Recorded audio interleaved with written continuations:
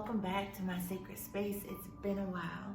My name is Lauren Victoria, and as of March 11th, I am a recently graduated therapist with a Master of Arts in Counseling, Clinical Mental Health Counseling, and I'm also an energy worker.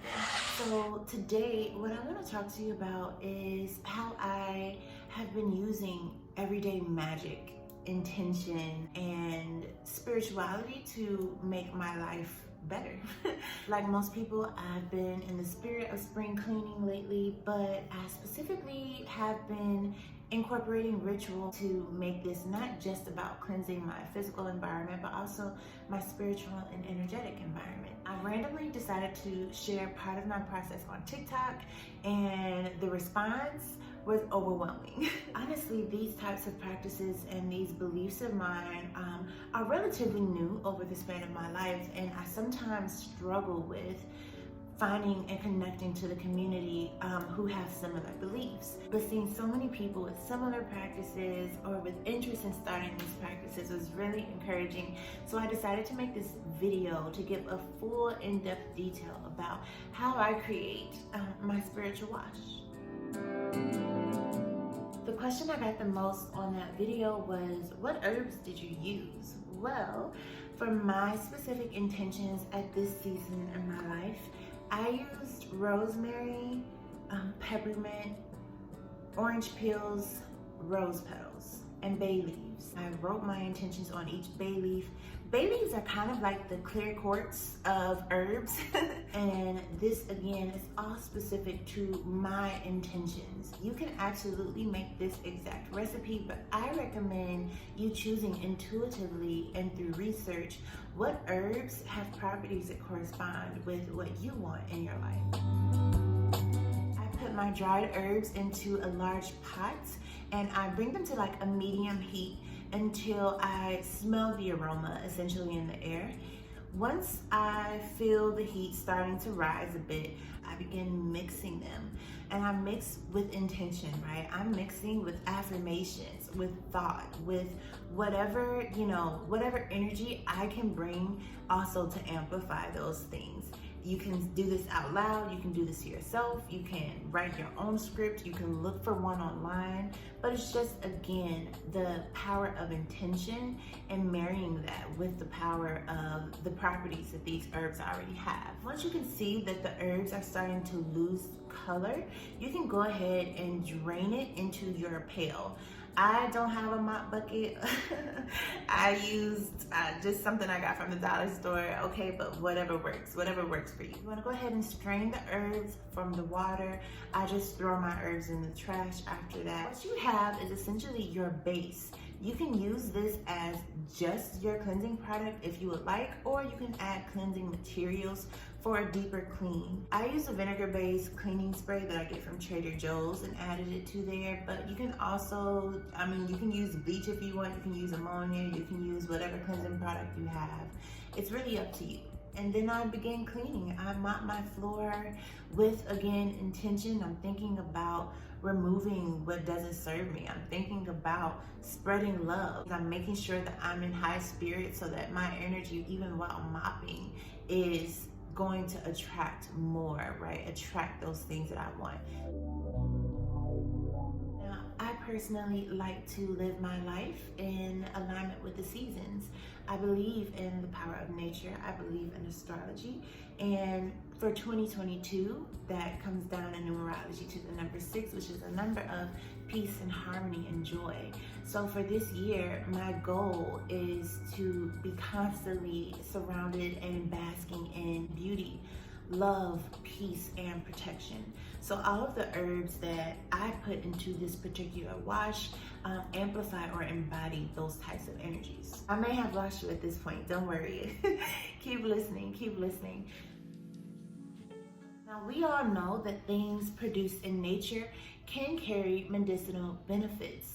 This is true if you've ever eaten a piece of fruit, or you've ever had a vegetable, if you've ever drank an herbal tea, or even if you have ever eaten a mushroom. These medicinal properties are often studied and reported by researchers looking at the impact of these properties on the physical body. But what isn't necessarily researchable is this spiritual and energetic impact of these orbs, girl. However, there are thousands of years worth of history and wisdom from a lot of religious and faith-based practices and groups. Plant magic and herb magic, which is basically just science, right? Science is a word that we have used to explain these things, but at least in my own beliefs, I still like to believe in the magic of even understanding that in this ginormous ginormous vacuum of space that is life, we really don't understand much, right? So it kind of still offers the sense of awe and humility, being humble and understanding and appreciating God's creation. That said, medicinal and spiritual properties of plants and herbs can be traced back to Christianity. It can be traced to Islam, can be traced to Wicca, Hoodoo, Aztecs, to Mayans, to plenty of indigenous tribes. There's lots of research to do, but it all starts with just grabbing a book, or grabbing a YouTube video or a blog post, just starting somewhere. For those of you who are interested, I'm going to share my favorite herbs to work with based on intention. Let me scoot over so I can get y'all some graphics.